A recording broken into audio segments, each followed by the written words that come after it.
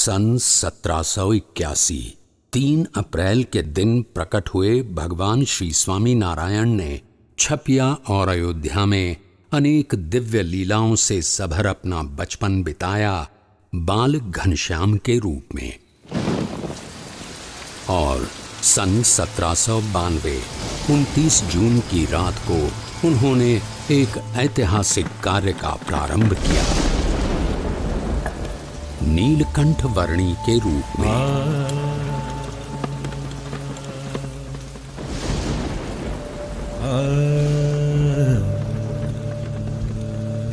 इस संसार के सारे बंधनों को त्याग कर अनंत जीवों के कल्याण के द्वार खोलने के लिए नीलकंठ वर्णी चल पड़े एक अद्वितीय कल्याण यात्रा पर।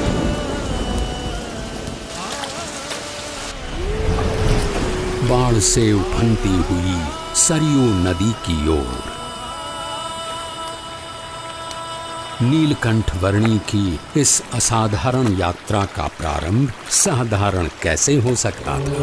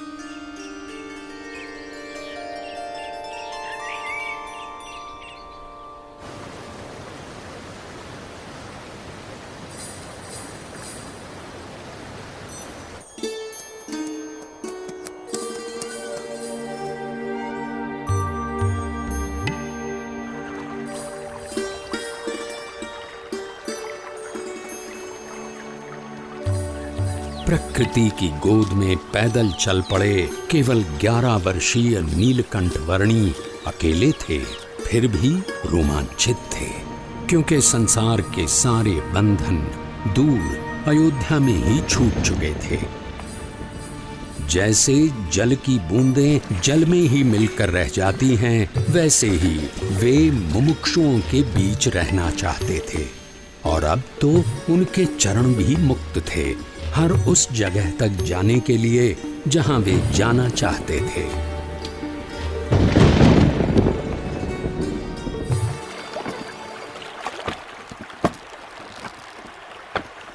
अमरपुर गांव की धरती पर सूर्योदय तो हर रोज की तरह हुआ था, पर आज वहां के लोगों को कुछ अधिक प्रकाश मिला।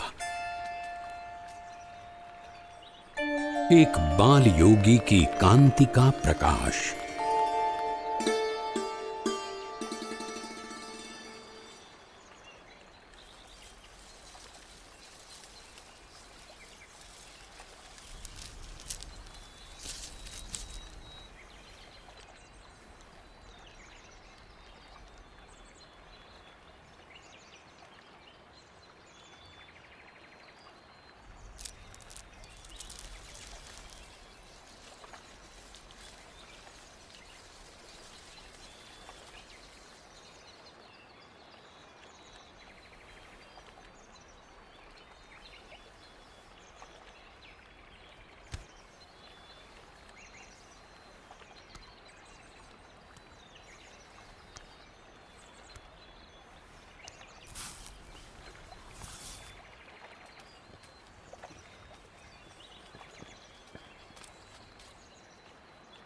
प्रसाद के लिए धन्यवाद। अब मुझे आगे जाने की अनुमति दीजिए। बालयोगी, अगर आप लंबी यात्रा करके आए हैं तो आज के दिन यहीं रुककर विश्राम करके जाइए। अभी तो मेरी यात्रा आरंभ हुई है और मुझे बहुत लंबी दूरी तय करनी है। जैसा आप उचित समझे।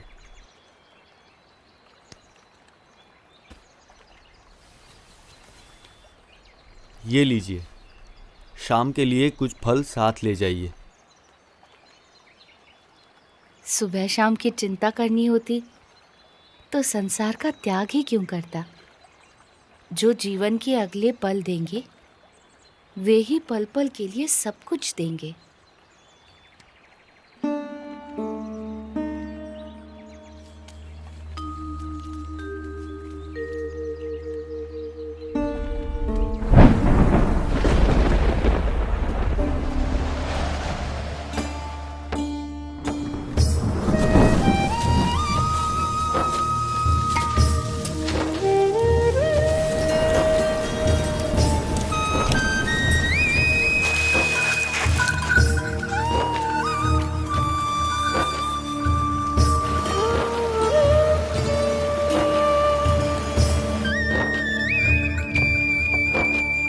यहाँ के लोधेश्वर महादेव मंदिर का निर्माण महाभारत काल में राजा युधिष्ठिर ने करवाया था, ऐसा माना जाता है। महादेव जी का यहाँ सदैव निवास है।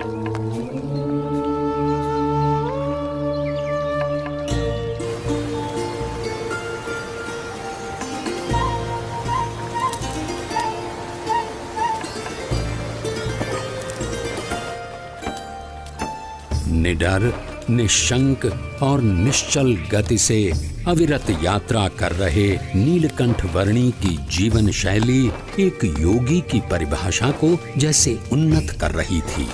जो कुछ भी भोजन मिले उससे निर्वाह कर लेना उनकी आदत बन चुकी थी।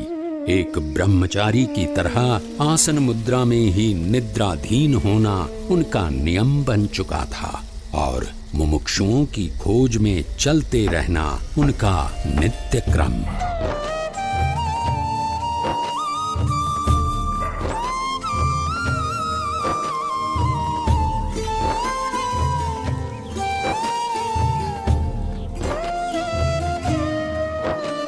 नैमिषारण्य की धरती पर जब नीलकंठ वर्णी का आगमन हुआ तब उनकी भेंट वहां वर्षों से योग साधना कर रहे मुनिगण से हुई।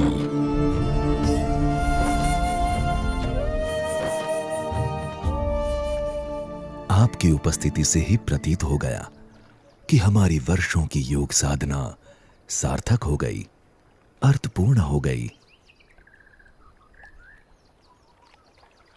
योग साधना की अर्थपूर्णता तब होती है जब योगी ब्राह्मी स्थिति को प्राप्त कर प्रत्यक्ष परब्रह्म में जुड़ जाए, ऐसा भगवद गीता में कहा गया है। ऐसी ब्राह्मी स्थिति के लिए कठिन से कठिन योग साधना करने के लिए हम तैयार हैं। उसके लिए सर्वप्रथम अपनी आत्मा, ब्रह्म और परब्रह्म के स्वरूपों की भिन्नता को यथार्थ रूप में समझना आवश्यक है। हमने इतनी साधना की किंतु आज तक ऐसा कुछ तो सुना ही नहीं।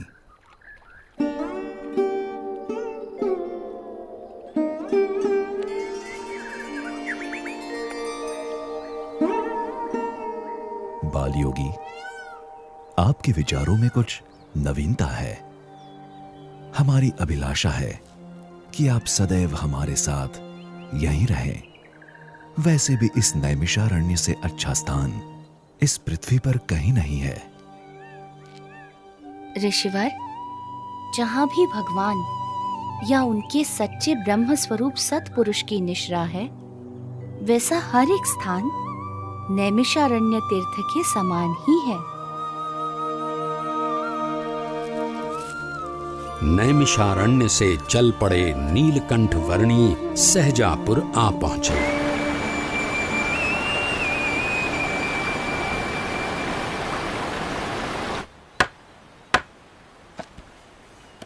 अरे देखो वो कौन कूद रहा है।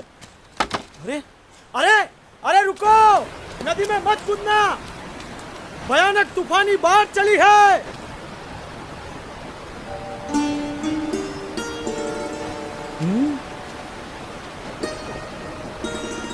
अरे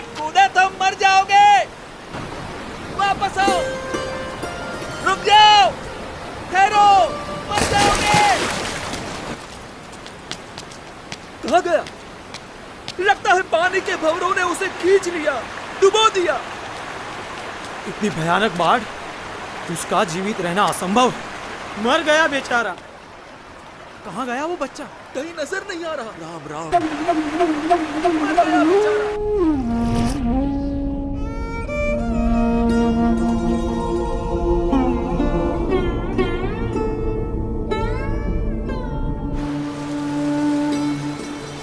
कहीं नजर नहीं आ रहा। पानी के भंवरों ने उसे खींच लिया। राम राम।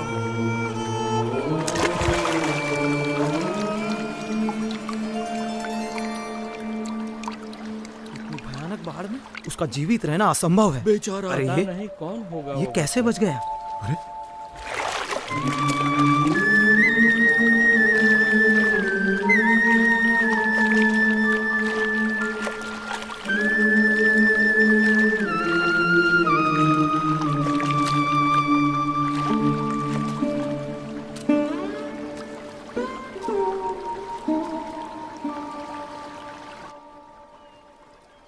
आप इतनी सहजता से इतनी तूफानी बाढ़ में कैसे कूद गए? आपको डर नहीं लगा? भीतर की शांति ऊपर के तूफानों को भी शांत कर देती है। ऊपर के तूफानों से डरोगे तो भीतर की शांति कैसे पाओगे?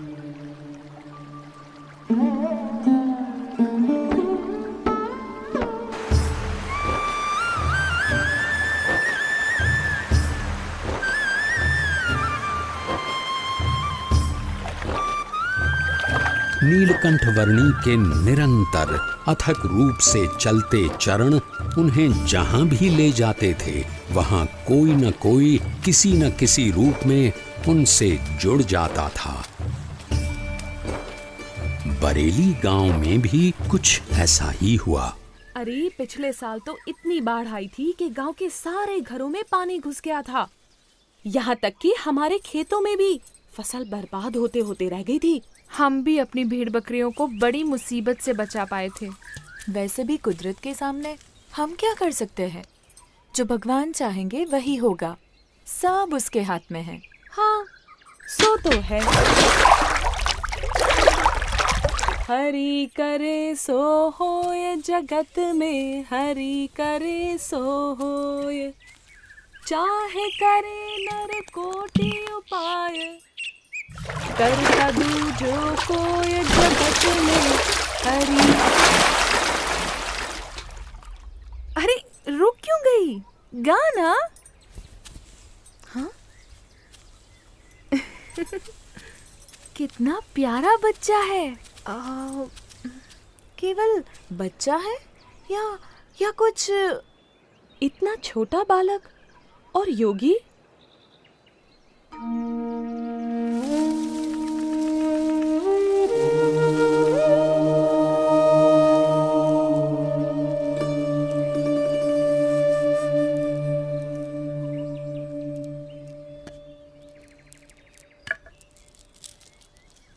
बेटा, तुम कौन हो? तुम्हारा नाम क्या है? यूं तो सारे नाम मेरे ही हैं, पर आप चाहें तो मुझे नीलकंठ बुला सकते हैं। नीलकंठ? पर तुम यहाँ क्या कर रहे हो बेटा? तुम्हारा घर कहाँ है? उस घर का तो मैं त्याग कर चुका हूँ। फिर भी मैं जहाँ भी हूँ घर में ही हूँ, क्योंकि मेरा घर तो सारा विश्व है। पर इतनी छोटी उम्र में तुमने अपनों को क्यों छोड़ा? सबको अपनाने के लिए। जो भटक गए हैं उन्हें घर वापस लाने के लिए। तुम हो तो इतने छोटे से, पर बातें बहुत बड़ी बड़ी करते हो।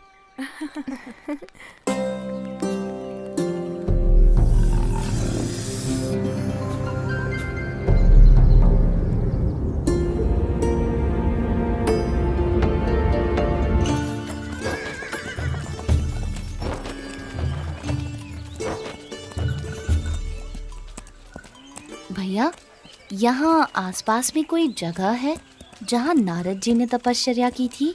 हाँ, उस जगह का नाम ही नारद वन है। यहीं से उस तरफ का रास्ता पड़ता है। अरे वो बच्चा अकेला जा रहा है। किंतु तुम्हारा अकेले वहां जाना ठीक नहीं होगा, बड़ी भयानक जगह है।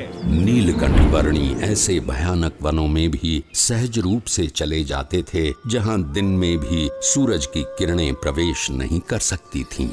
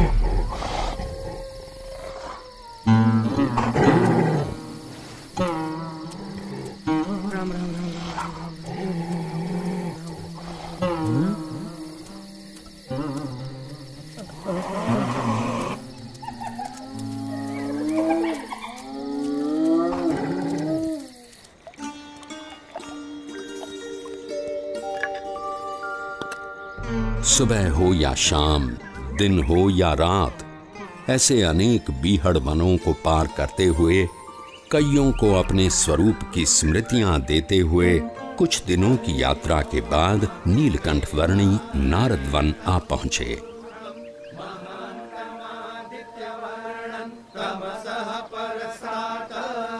तमेव विदित्वाति मृत्युमेति नान्यः पन्था विद्यते पुरुष एवेदगुं।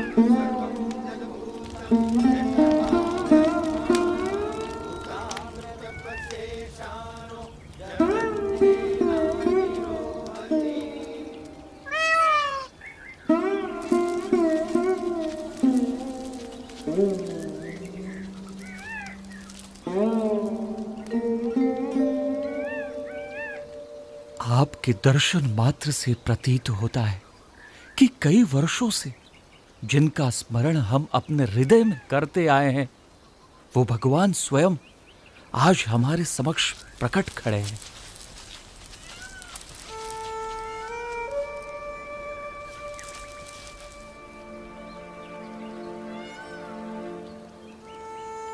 आप सबने परमात्मा की प्राप्ति का जो मार्ग चुना है, उसी में मनुष्य जीवन की सार्थकता है। ये मार्ग विकट है, पर हमें इस मार्ग पर चलते रहना है। चाहे कितनी भी समस्याएं आए, कितनी भी बाधाएं आए और मृत्यु भी क्यों न आ जाए, किसी भी परिस्थिति में हमें उठ खड़ा होना है। सच्चे भाव से, सच्ची लगन से परमात्मा प्राप्ति के मार्ग पर चलते रहना है, तो परमात्मा कृपा करके हर अंधेरे को दूर कर हमारे जीवन में उनकी प्राप्ति की सुबह लाएंगे। नीलकंठ वर्णी की कल्याण यात्रा में कई ऐसे लोग थे जिन्होंने उनकी सेवा का अवसर जाने न दिया। ये भी ग्रहण कीजिए। चाहे वो कोई सामान्य भाविक जन हो या फिर स्वयं गंगा जी भी क्यों न हो।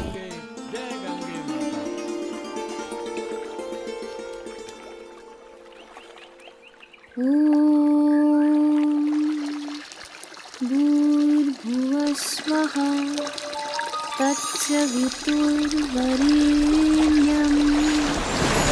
भर्गो देवस्य धीमहि धियो यो नः प्रचोदयात्।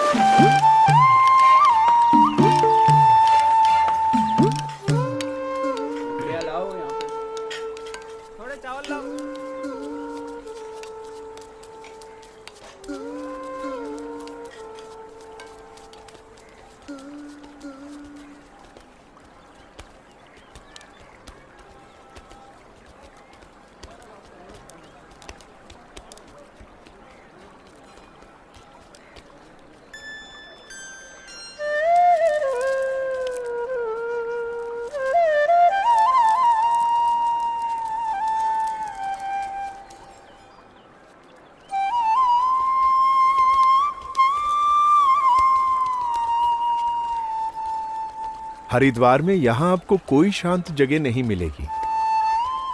मेरे साथ आइए, मैं आपको ऐसी जगह ले चलता हूं जहां शांति हो, एकांत हो।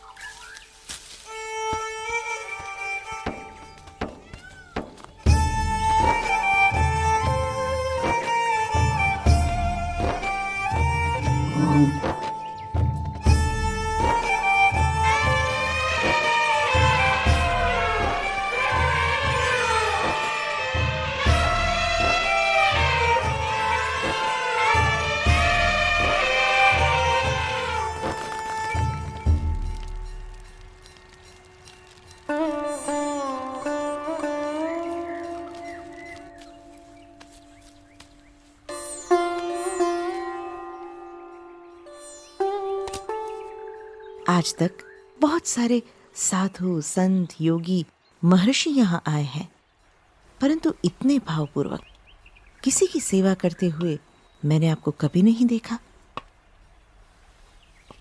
कौन है ये?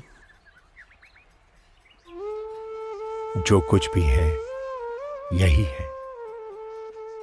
इनके आगमन से हरिद्वार सच में हरि का द्वार बन गया। हाँ?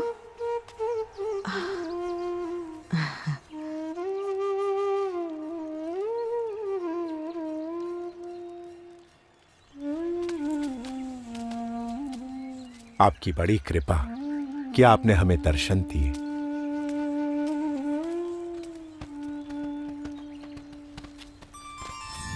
सबकी भक्ति का स्वीकार करना और ज्ञान की परम अवस्था में रहते हुए भी भक्ति का एक भी अवसर जाने न देना, वो नीलकंठ वर्णी की निजी रीत थी।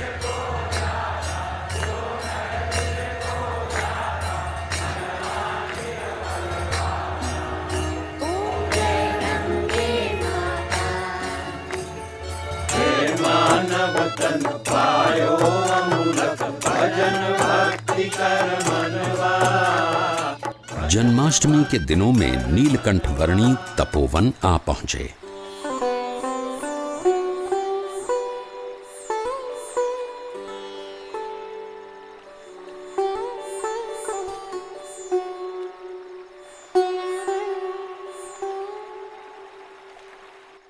इस तपोवन में रम्यक मुनि और ध्रुव जी से लेकर आज तक बहुत ऋषियों ने तपश्चर्या की है, पर हम लोग सबसे अधिक भाग्यशाली है कि स्वयं आप हमें कल्याण प्रदान करने के लिए यहाँ पधारे।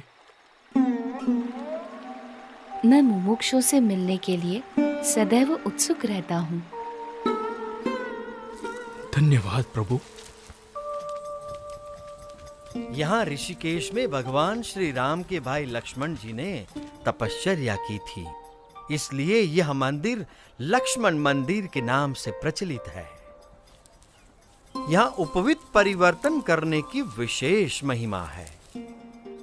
मनुष्यों और परमात्मा के बीच का एक मार्ग प्रस्थापित करने के लिए कटिबद्ध और भवसागर में डूब रहे जीवों को उबारने के लिए संकल्पबद्ध नीलकंठ वर्णी ने गढ़वाल प्रदेश में अपनी कल्याण यात्रा को आगे बढ़ाया।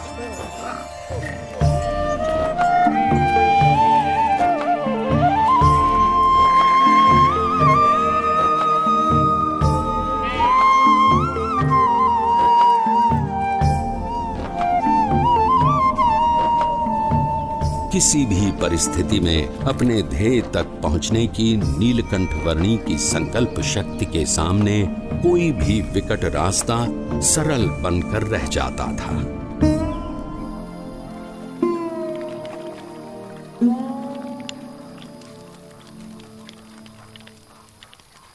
अरे उस बच्चे को देखो, इतनी ठंड में इतने कम कपड़े, ये जिंदा कैसे रहता होगा?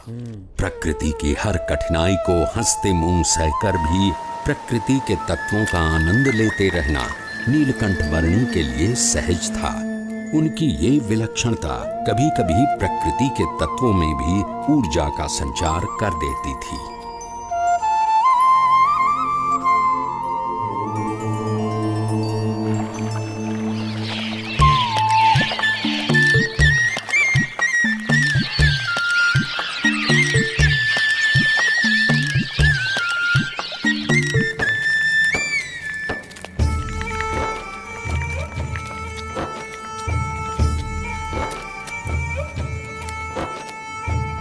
ये मनभंग पर्वत है और वो चित्तभंग पर्वत, और वहां दूर नदी के किनारे जो दिख रहा है वो है श्रीपुर गांव।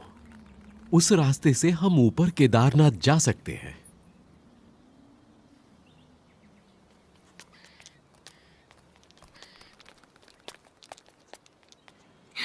ये क्या बना रहे हो? ये जीव है और ये ईश्वर है, और ये उनके ऊपर माया का घोर अंधकार। ये क्या? और माया से भी पर ये है ब्रह्म, और सबसे पर परब्रह्म। ये क्या देख रहा है? बेटा, तुमने सन्यास ले लिया है। अच्छा किया है, पर इतनी छोटी उम्र में तुम्हें क्या पता कि कितना संघर्ष, कितनी विकटताएं होती हैं एक सच्चे सन्यासी के जीवन में।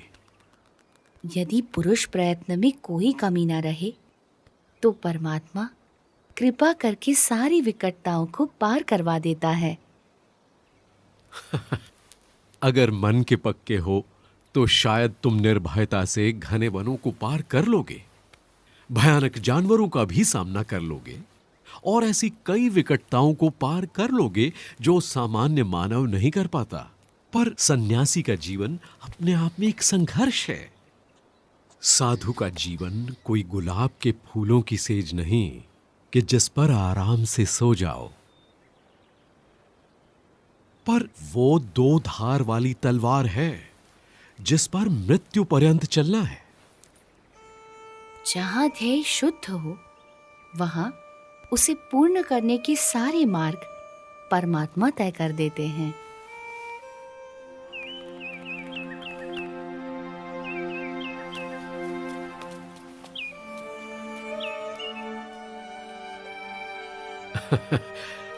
बच्चा है पर मन का पक्का है।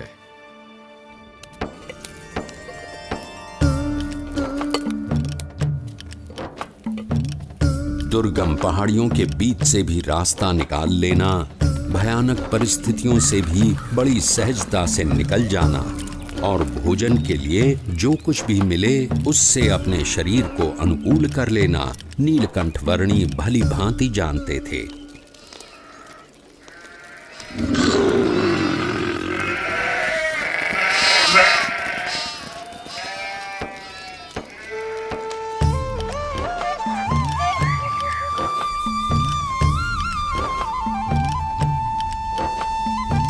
अपनी कल्याण यात्रा के दौरान नीलकंठ वर्णी श्रीपुर आ पहुंचे। प्रणाम महंत जी। आशीर्वाद। स्वस्थ तो हो ना? हाँ, प्रणाम। शुभम भवतु। कल्याण। ईश्वर मंगल करे। बाल योगी है, सुबह से यहीं ठहरे हैं।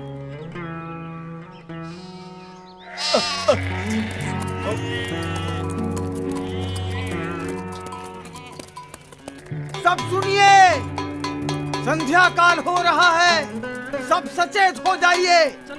अपने मवेशियों को घर के अंदर ले लीजिए, बच्चों को भी ले लीजिए, सचेत रहिए। खेलना बंद करो, पता है ना बाहर कितना खतरा है। घर का ताला अंदर से बंद कर लेना, कोई बाहर ना निकले, ध्यान रखना। चलो चलो जल्दी करो, चलो जल्दी जल्दी सब कुछ अंदर रख दो। चलो चलो जल्दी करो। मैंने इस तरफ के दरवाजे बंद कर दिए हैं। भी सब बंद कर दिया है। चलो जरा जल्दी करो। चलो चलो जल्दी करो। पीछे के सारे दरवाजे भी बंद कर दो। हाँ भैया। अरे कोई खिड़कियां भी खुली मत छोड़ना। अरे सामान आने के बाद अपने सभी लोगों को अंदर बुला लो, कोई बाहर ना रह जाए। बेटे, मैं इस कमलेश्वर मठ का महंत हूं। अंधेरा हो रहा है और रात बहुत डरावनी होगी। मठ के अंदर आकर रहो। अंतर का उजास बाहर के अंधेरे से डरने ही नहीं देता।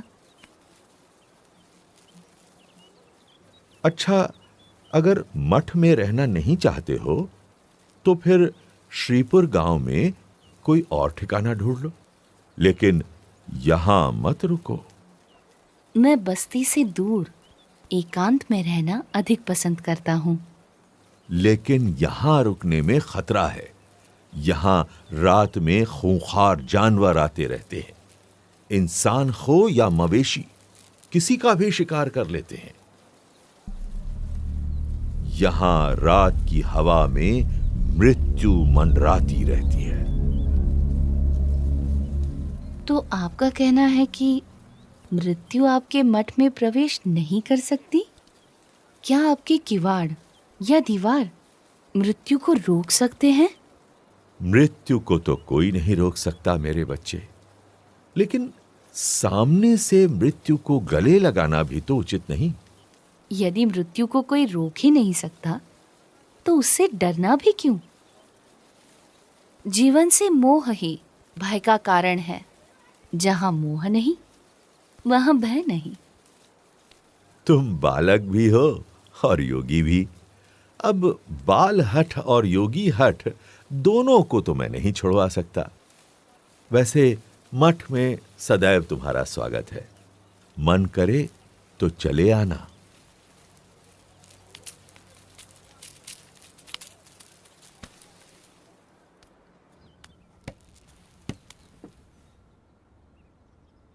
मुझे भय है, अगर कोई जंगली जानवर आ गया तो इसकी मौत निश्चित है।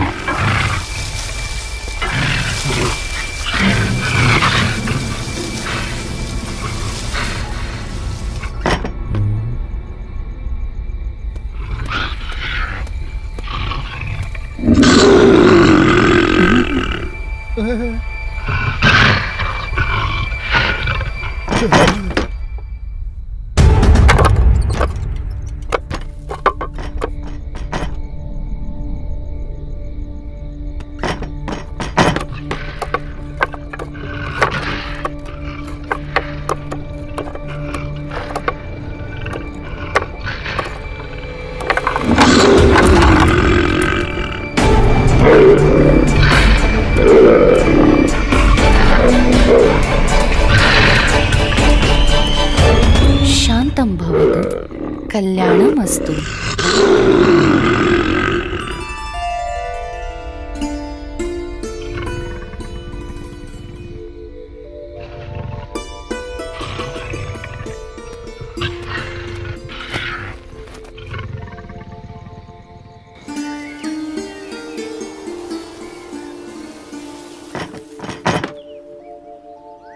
ये क्या, मैं ये क्या देख रहा हूं? अकल्पनीय। जहां दिव्य प्रेम हो वहां भय नहीं हो सकता।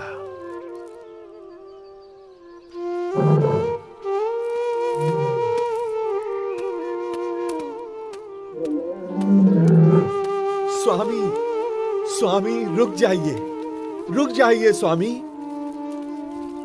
स्वामी, स्वामी अब आप कहीं न जाइए। ये मेरा मठ, मेरी महंती, मैं स्वयं, सब कुछ आपका है स्वामी। कृपया स्वीकार कीजिए, स्वीकार कीजिए। मेरा मठ तो सारा विश्व है। उस मठ को छोड़कर मैं इस मठ को कैसे स्वीकार कर सकता हूँ? और इन सब में ही बंधे रहना होता तो घर का त्याग ही क्यों करता? प्रभु, हमारा प्रेम स्वीकार कर यहीं रुक जाइए और हमें आपकी सेवा का मौका दीजिए। जब तुम दूसरों की सेवा करते हो तो मेरी ही सेवा करते हो। जब तुम दूसरों को प्रेम करते हो तो मुझे ही प्रेम करते हो। हरेक जीव में बसे परमात्मा के स्वरूप का आदर करना और उस आदर से हरेक को समान भाव से अपनाकर कल्याण के मार्ग पर प्रेरित करना, वो नीलकंठ वर्णी की अनूठी शैली थी। नीलकंठ वर्णी किसी भी प्रकार के भय से मुक्त थे और दिव्य प्रेम से युक्त थे, और इसीलिए कोई भी मुमुक्षु जीव बड़ी सहजता से नीलकंठ वर्णी से जुड़ जाता था।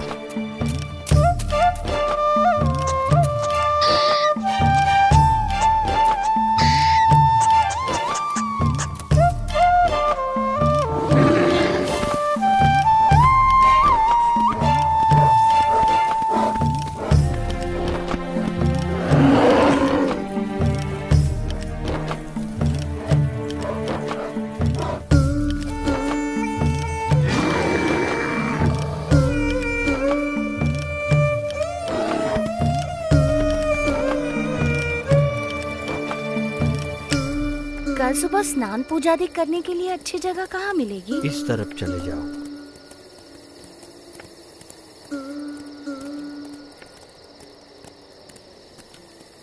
गंगे च यमुने चैव गोदावरी सरस्वती स्नानं करोमि ते जलैः।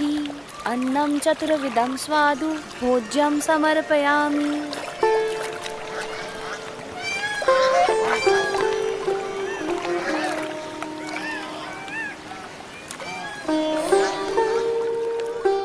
हमें जो मनुष्य जन्म मिला है वो बहुत दुर्लभ है और इसीलिए उसका उपयोग भी कल्याण के लिए होना चाहिए।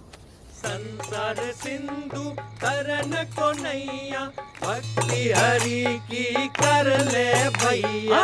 संसार सिंधु तरन को नैया, भक्ति हरि की कर ले भैया। अंत समय हरि मुक्ति दिलावै, बिनु हरि के कछु काम न आवै। अंत समय हरि मुक्ति दिलावै, बिनु हरि के कछु काम न आवै। अंत समय हरि मुक्ति दिलावै, बिनु हरि के कछु काम।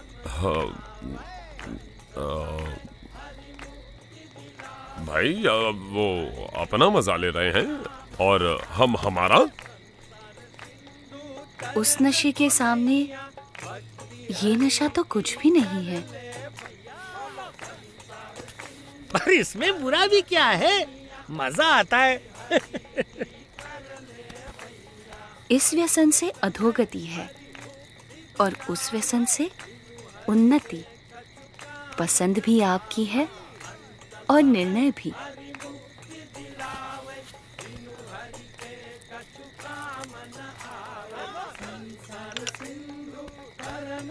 नैया, भक्ति हरि की कर ले भैया।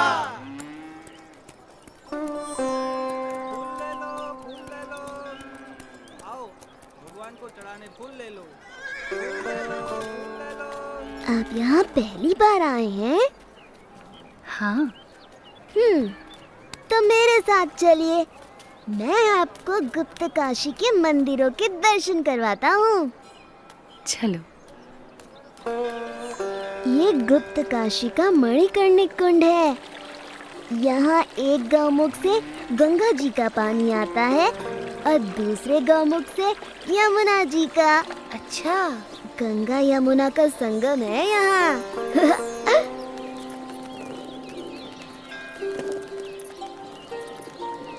ये विश्वनाथ मंदिर है और ये पास में है अर्धनारेश्वर मंदिर।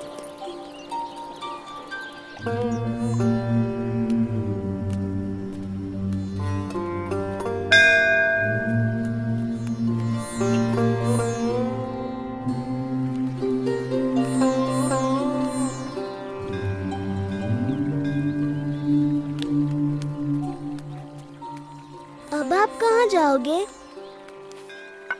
गुप्त प्रयाग और त्रियुगी नारायण से होते हुए गौरी कुंड और वहां से केदारनाथ। इतना दूर?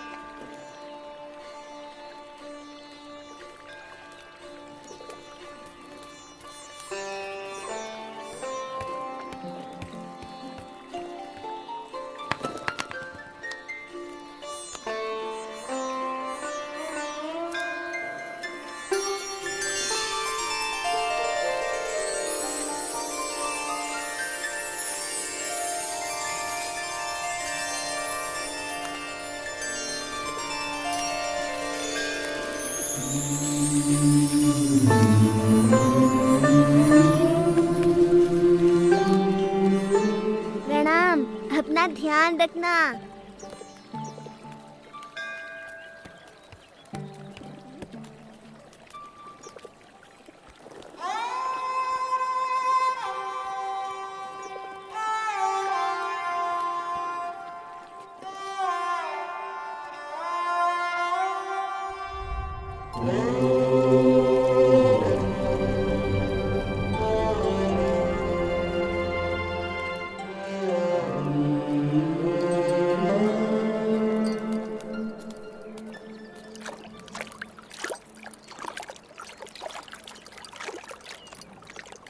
आहा, ये गौरी कुंड भी ऊपर वाले का चमत्कार है।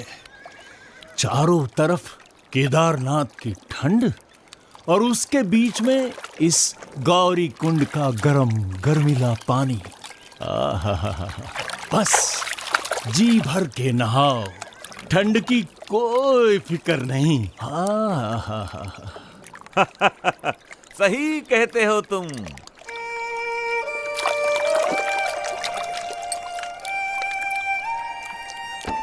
गौरी कुंड से नीलकंठ वर्णी केदारनाथ की ओर चल पड़े। कोई भी ऐसा संजोग नहीं था जो इस 11 वर्षीय बालक की कल्याण यात्रा में बाधा डाल सके, चाहे वो शरीर की थकान हो या विकट से विकट रास्ता।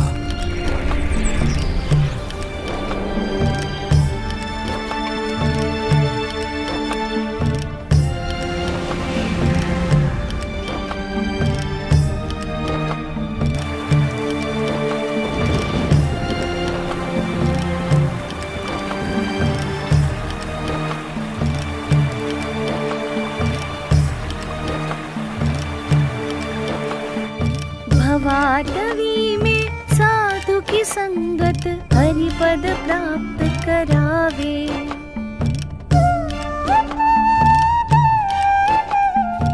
हो साक्षात केदारनाथ। जय केदार।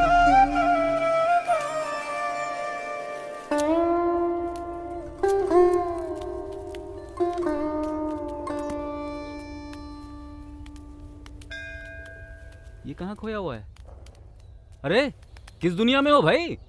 साक्षात नारायण की दुनिया में। हाँ? क्या? कहाँ? मुझे इन वर्णी में साक्षात नारायण भगवान के दर्शन हो रहे हैं। तुम भी दर्शन कर लो। साक्षात भगवान नारायण। हाँ। ओह प्रभु, साक्षात नारायण। धन्यवाद धन्यवाद। प्रणाम प्रभु। प्रभु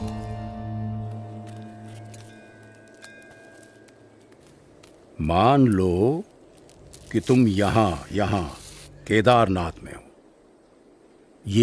ये रहा केदारनाथ, और तुम्हें जाना है यहां बद्रीनाथ में। हाँ, ये रहा बद्रीनाथ। अब सवाल ये है कि भाई जाओगे कैसे?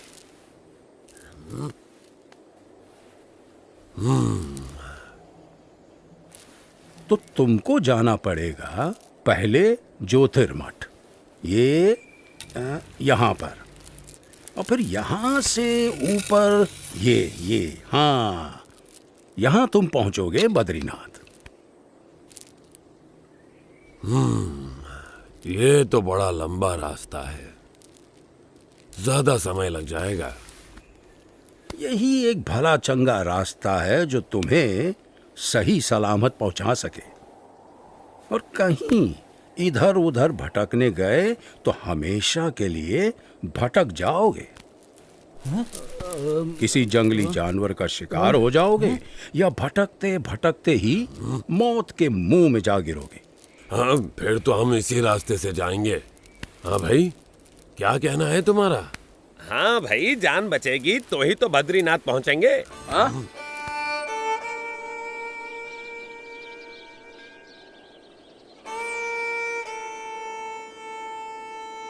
थोड़ी देर ज्यादा लगेगी, पर जिंदा तो पहुंचेंगे। हाँ, सही समझे। हाँ भाई, सुरक्षित रास्ते से ही चलेंगे।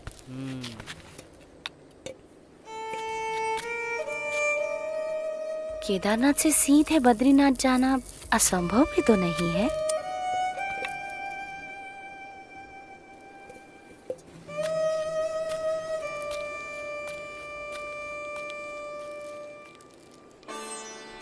केदारनाथ से सीधे बद्रीनाथ, एक ऐसा मार्ग जिससे गुजरने के बारे में कोई सामान्य मानवी तो सोच भी नहीं सकता था, जहां मानो मनुष्य जीवन का अस्तित्व ही नहीं था। ऐसा कुछ भी नहीं था जो मनुष्यों को जीवित रहने देने का कारण बने। अगर कुछ था तो बस कदम कदम पर खतरा।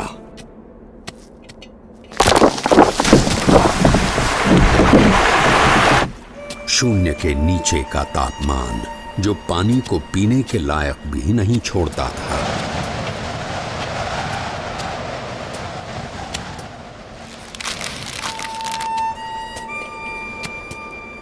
मीलों तक फैली हुई बर्फ जैसे विपत्तियों का महासागर, और हर क्षण मृत्यु का आह्वान।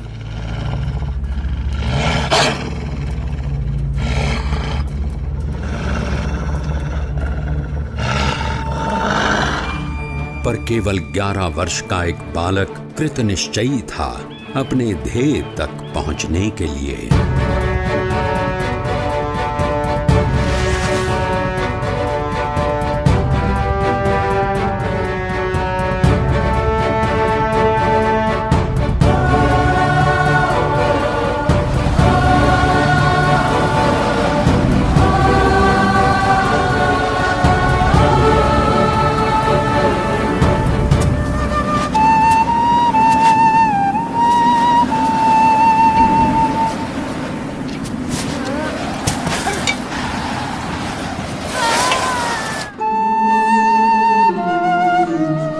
परमात्मनि यो रक्तो विरक्तो अपरमात्मनि।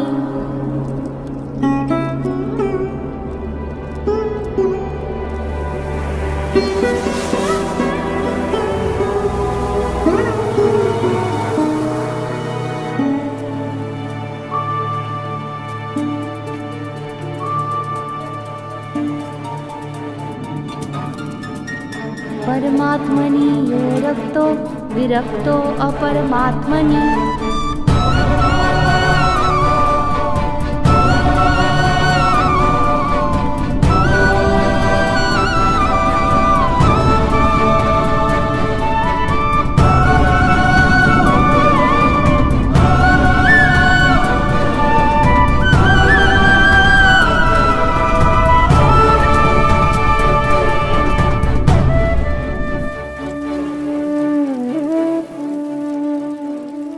इस ठंड में हम लोग यहाँ कंबल ओढ़कर भी ठीक से सो नहीं पा रहे हैं, और वो बच्चा नंगे पांव, खुले शरीर, केदारनाथ से सीधे बद्रीनाथ के विकट रास्ते पर अकेला चल पड़ा है।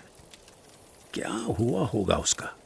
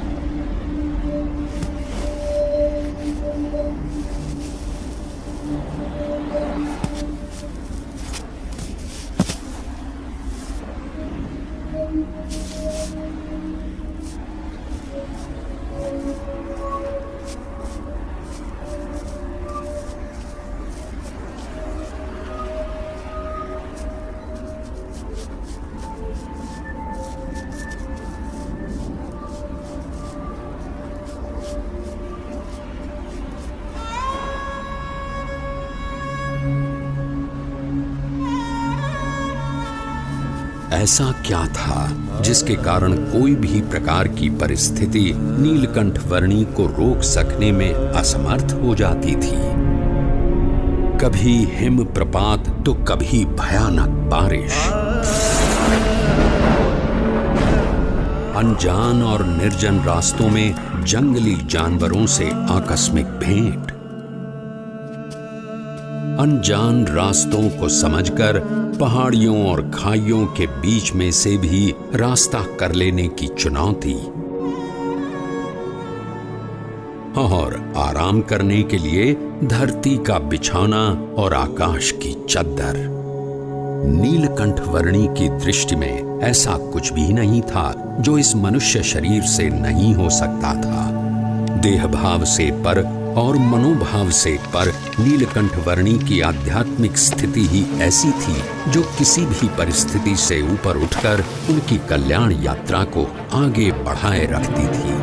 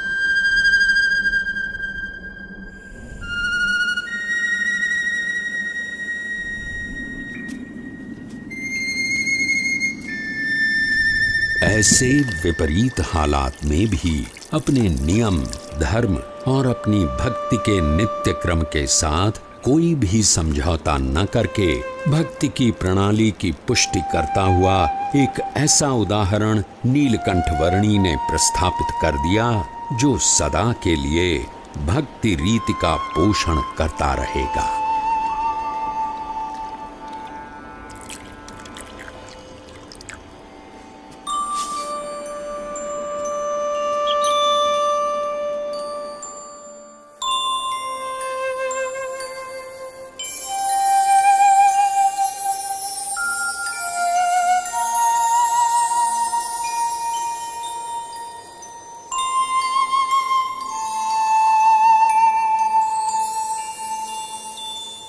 आज के समय में भी कई लोग साथ मिलकर बहुत सारी सुविधाओं के साथ जिसे पार करने के लिए हिचकिचाते हैं, वैसा केदारनाथ से सीधे बद्रीनाथ जाने का लगभग 75 किलोमीटर का मार्ग नीलकंठ वर्णी ने नंगे पांव, खुले शरीर, अकेले केवल 9 दिनों में पार कर लिया।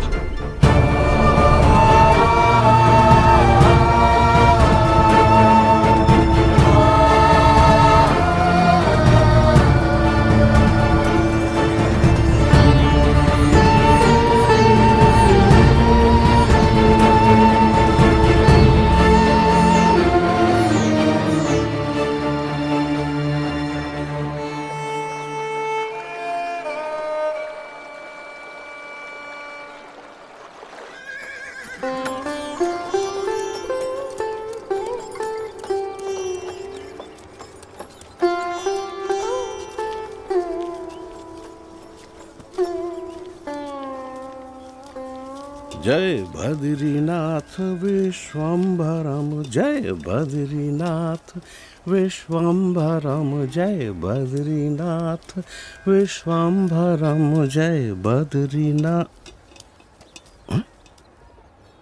अरे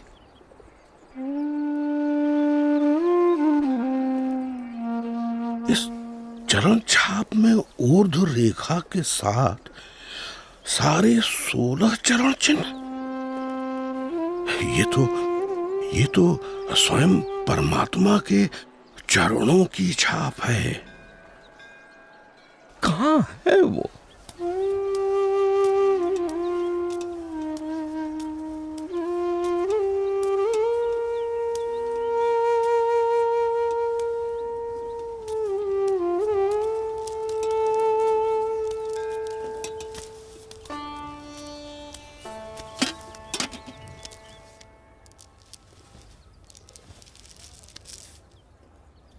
प्रणाम। मनुष्य के रूप में आपका दर्शन पाकर आज मेरे आनंद की कोई सीमा नहीं है प्रभु। मेरा रोम रोम हर्षित है प्रभु। कहीं सुना है और शास्त्रों में पढ़ा भी है कि भगवान जब मनुष्य रूप धारण करते हैं तब उन्हें पहचानने का सौभाग्य बहुत भाग्यशाली को ही मिलता है। आज मेरे जन्मों जन्म के भाग्य खुल गए कि आपके प्रत्यक्ष दर्शन हो गए। आपने क्या नाम ग्रहण किया है प्रभु? मेरा नाम है नीलकंठ। नीलकंठ। आप कहां से आए हैं प्रभु? अनेर देश से। ऐसी तो कोई जगह का नाम मुझे याद नहीं प्रभु। मेरी समझ में आए उस तरह से बताइए। कहां से यात्रा आरंभ की, किन किन तीर्थ स्थानों को अपनी उपस्थिति से पावन किया, कहां ठहरे? मैंने आषाढ़ मास में अयोध्या से सरयू पार की और अमरापुर आया। हिंडोला के दिन नारद वन में बिताए और पवित्र एकादशी हरिद्वार में की। तपोवन में जन्माष्टमी का उत्सव मनाया। लक्ष्मण झूला के पास लक्ष्मण मंदिर में उपवीत परिवर्तन किया। गणेश चतुर्थी श्रीनगर में, ऋषि पंचमी उद्धव वन में और जल झिलनी एकादशी एवं वामन द्वादशी गुप्त काशी में की। त्रियुगी नारायण में पूर्णिमा करके श्राद्ध पक्ष मैंने गुप्त प्रयाग और केदारनाथ में बिताया और नवरात्रि के आरंभ में केदारनाथ से चलकर पहाड़ों को पार करके आज नवरात्रि के 9वें दिन यहाँ बद्रीनाथ आया हूँ। और आपका भाव है, इसीलिए दीपोत्सव और अन्नकूट उत्सव यही आपके साथ मनाऊंगा। अवश्य प्रभु।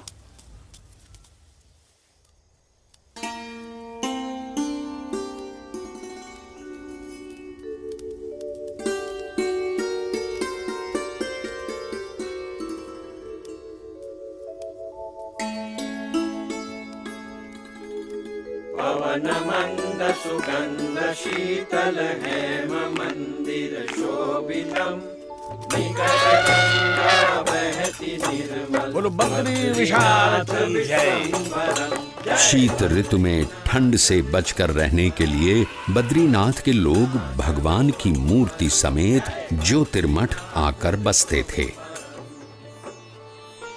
नीलकंठ वर्णी भी उनके साथ ज्योतिर्मठ आए। अहम ब्रह्मास्मि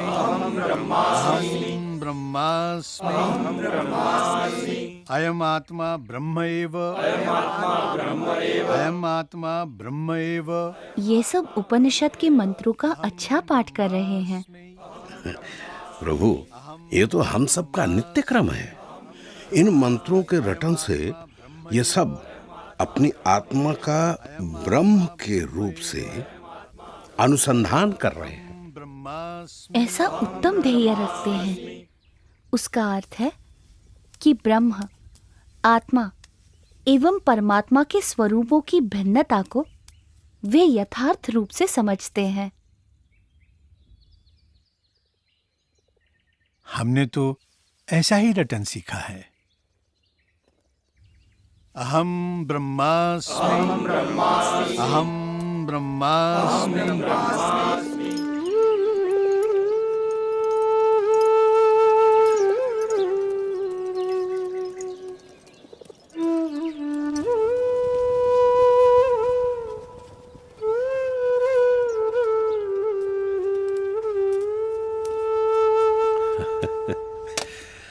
क्या देख रहे हो बाल योगी? मुझे मानसरोवर जाना है। क्या आप रास्ता दिखा सकते हैं? अभी से रास्ता पूछ के आप क्या करोगे? अरे जब ठंड की ऋतु समाप्त हो जाएगी तब बहुत सारे लोग वहां जाएंगे, उनके साथ चले जाना। हाँ? मुझे तो अभी जाना है। है? इस ठंड में? हाँ। मानसरोवर? अरे प्रभु, ऊपर की ठंड तो आग की तरह जलाती है। वहां शरीर का लहू पानी बन जाता है और पानी जमकर पत्थर, और कदाचित उससे बच भी गए तो बर्फ आपको जिंदा गाड़ देगी प्रभु। अरे प्रभु, इस ऋतु में मानसरोवर की ओर जाने के विचार मात्र से भी सब डरते हैं। आप मुझे योगी बुलाते हो ना? हाँ प्रभु। योगी को ना तो प्राणों का भय होता है, ना असफलता का, ना कल का, ना किसी फल का, ना यश का, ना अपयश का। आपका बहुत धन्यवाद कि आप मेरी चिंता करते हैं। प्रभु,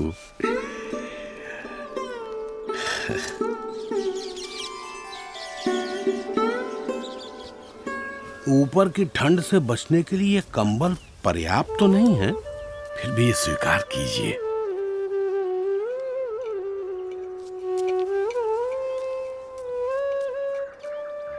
खेलने कूदने की उम्र में इतने कष्ट, ऐसी तपश्चर्या, इतनी कठिन यात्रा किस लिए?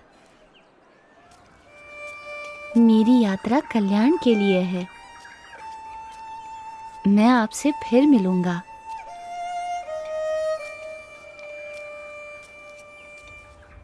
आपके दर्शन की प्रतीक्षा रहेगी प्रभु।